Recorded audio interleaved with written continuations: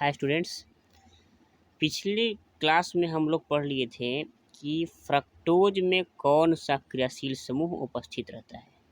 तो हम लोग जाने थे कि फ्रक्टोज में कीटोन ग्रुप उपस्थित रहता है CO। अब हम लोग आगे पढ़ते हैं। देखिए दोस्तों, अब हमें पढ़ना है फ्रक्टोज की खुली संरचना, यानी कि फ्रक्टोज की संरचना पढ़ना है। तो देखिए, ये है फ्रक्टोज की संरचना। देखिए, ये क्या है? ये फ्रक्टोज की संरचना है। अब इस संरचना को कैसे हम बनाएंगे उसके बारे में समझते हैं। देखिए, फ्रक्टोज का फॉर्मूला होता है, जो ग्लूकोज का होता है वही फ्रक्टोज का होता है, C6H12O6। अब रही बात कि इस स्ट्रक्चर को कैसे हम समझेंगे, कैसे हम बनाएंगे। तो सबसे पहले करेंगे क्या कि हम 6 कार्बन बनाएंगे। देखिए, यहाँ पे 6 कार्बन है, 1 2 3 4 5 6 कार्बन है। अब करना क्या है कि इसमें सबसे पहला और सबसे छठे कार्बन के पास हम क्या देंगे? H2OH। देखिए, H2OH और H2OH, ये दो चीज़ ध्यान रखिएगा। पहले कार्बन के पास H2OH और दूसरे कार्बन के पास H2OH, और पहले कार्बन के पास H2OH और छठे कार्बन के पास H2OH। अच्छा, दूसरे कार्बन को हम कीटोनिक ग्रुप बनाएंगे, CO। दूसरे कार्बन पर क्या बनाएंगे? कीटोन बनाएंगे। CO है, देखिए दूसरे कार्बन पर क्या बना है? CO, ketone group. अब जो बाकी बचा तीसरा कार्बन, चौथा कार्बन और पांचवा कार्बन, तो इसका कोड देखिए यहाँ पे लिखा हुआ है लेफ्ट राइट राइट। देखिए 3 4 5, लेफ्ट राइट राइट, मतलब तीसरे कार्बन पे OH जो है लेफ्ट में जाएगा, मतलब लेफ्ट राइट राइट। ठीक है, तो बाकी जो बचेगा उस पर हम क्या जोड़ देंगे? H, यहाँ पे H, यहाँ पे H। तो ये बन जाएगा हमारा स्ट्रक्चर। किसका स्ट्रक्चर? हमारा बन जाएगा फ्रक्टोज का। ठीक है, मतलब इसका कोडवर्ड याद रखिएगा कि OH का कोडवर्ड होता है लेफ्ट राइट राइट, और बाकी जो बचेगा वहाँ पे हम H डाल देंगे, और पहले कार्बन और छठे कार्बन के पास H2OH और दूसरे कार्बन को हम कीटोनिक ग्रुप दर्शा देंगे। ठीक है दोस्तों, अब देखिए, अब इसका यदि पूछे कि फ्रक्टोज को और किस नाम से हम जानेंगे, तो हम क्या कर सकते हैं?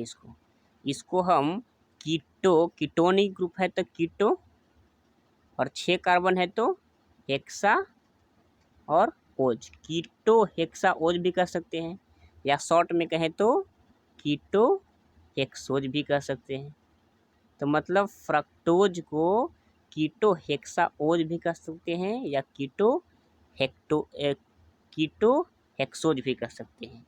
जिस तरह ग्लूकोज को अल्डो हेक्सोज कहते हैं, उसी तरह फ्रक्टोज को क्या कहा जाता है? कीटो हेक्सोज कहा जाता है।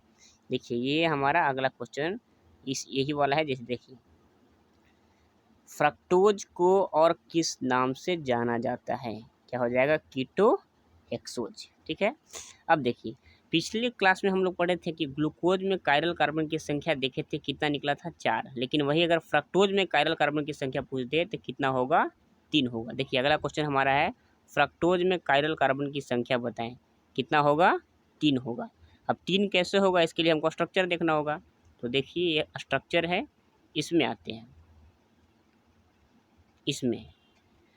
इसमें कार्बन, अच्छा, कायरल कार्बन के बारे में हम लोग क्या जानते हैं कि कायरल कार्बन वैसा कार्बन होता है जिसके पास जो 4 ग्रुप है, जिसके पास आने वाला चारों ग्रुप क्या हो? अलग अलग हो, उसी कार्बन को हम क्या कहते हैं? कायरल कार्बन कहते हैं। यहाँ A है, यहाँ B हो, यहाँ C हो, यहाँ D हो, मतलब चारों अलग अलग हो।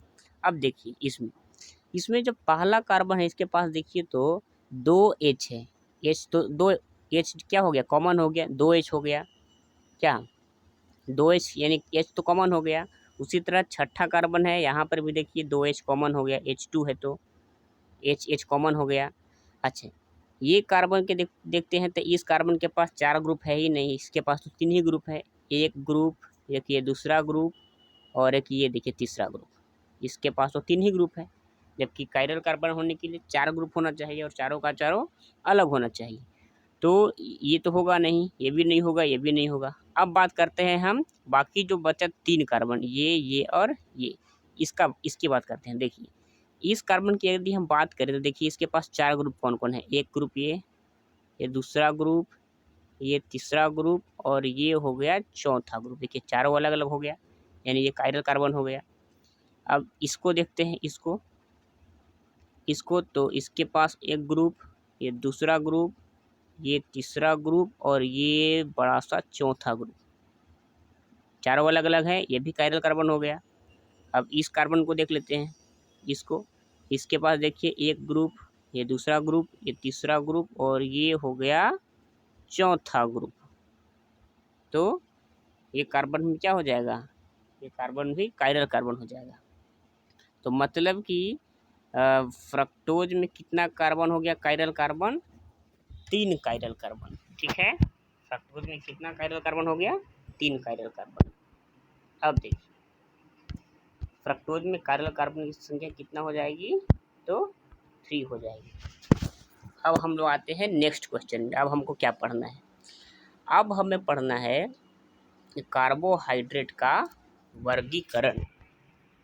कार्बोहाइड्रेट का वर्गीकरण, तो देखिए मेनली कार्बोहाइड्रेट को 3 वर्गों में बांटा गया है।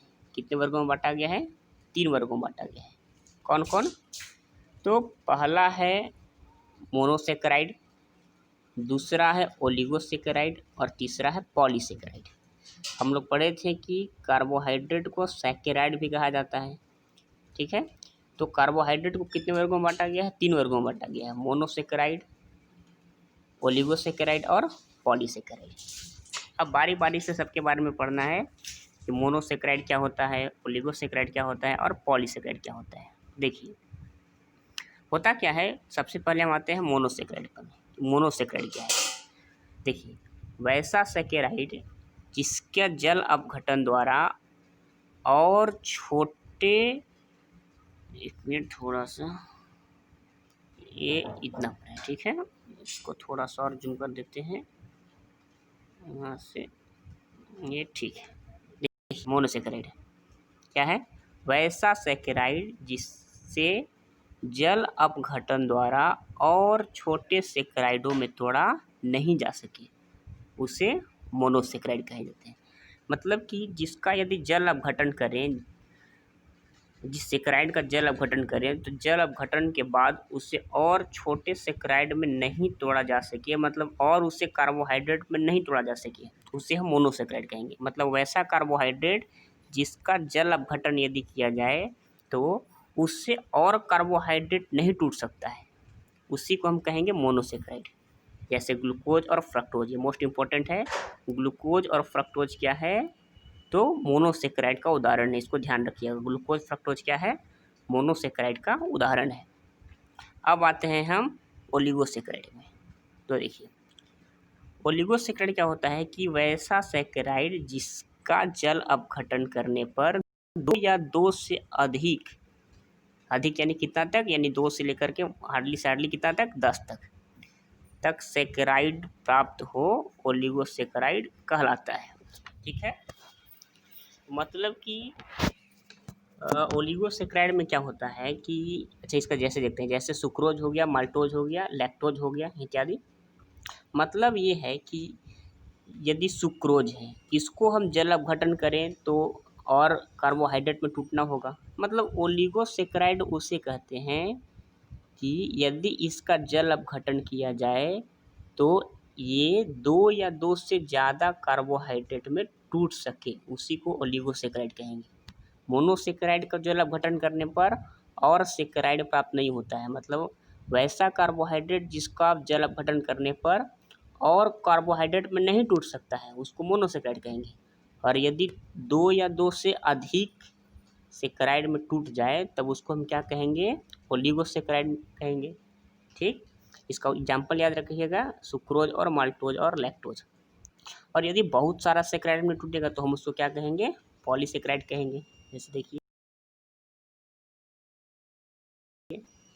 इसको थोड़ा सा जैसे जैसे देखिए ये सुक्रोज है, ठीक, इसका यदि हम जल अपघटन किए तो क्या हुआ, हमको 2 चीज़ मिला, एक ग्लूकोज मिला और एक फ्रक्टोज मिला। क्या क्या मिला, एक ग्लूकोज मिला और एक फ्रक्टोज मिला।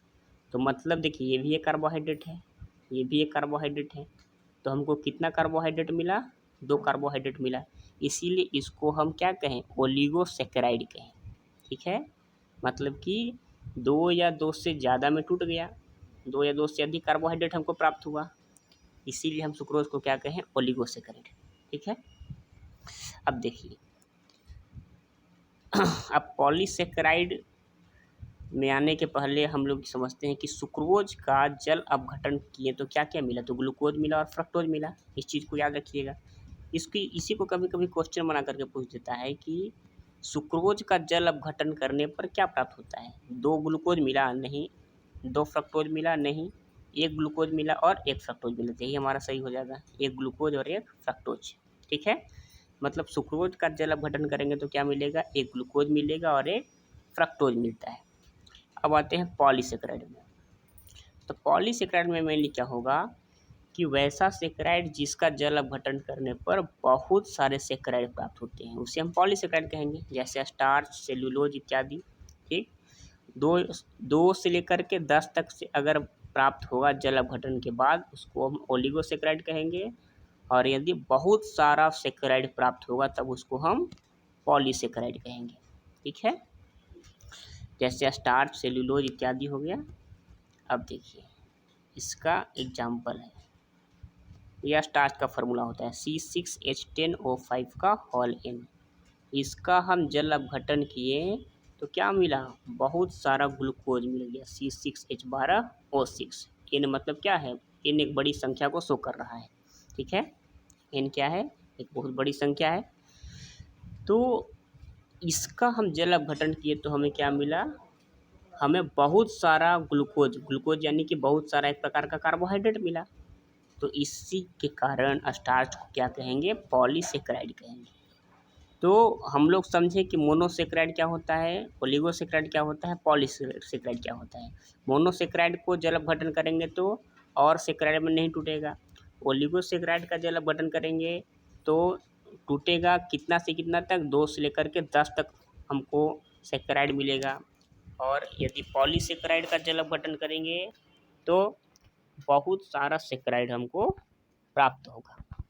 ठीक है, तो इस तरीके से हम लोग सैकेराइड का वर्गीकरण किए। ठीक है दोस्तों, तो आज के लिए इतना ही। अच्छा, एक क्वेश्चन हम आप लोग को देते हैं, यदि उसका आंसर आप लोग को याद होगा तो आप इसको कमेंट बॉक्स में हमें बताइएगा कि ग्लूकोज में कायरल कार्बन की संख्या कितना होता है। ग्लूकोज में कायरल कार्बन की संख्या कितना होता है, इसका आंसर हम इस वीडियो में भी बताए हैं। तो यदि आपको ये आंसर याद रहे तो प्लीज़ कमेंट बॉक्स में आंसर को टाइप कीजिएगा। ठीक है, और यदि वीडियो अच्छा लगे तो कमेंट करना न भूलें। ठीक है, और सब्सक्राइब और लाइक करना भी न भूलें। ठीक है दोस्तों, धन्यवाद।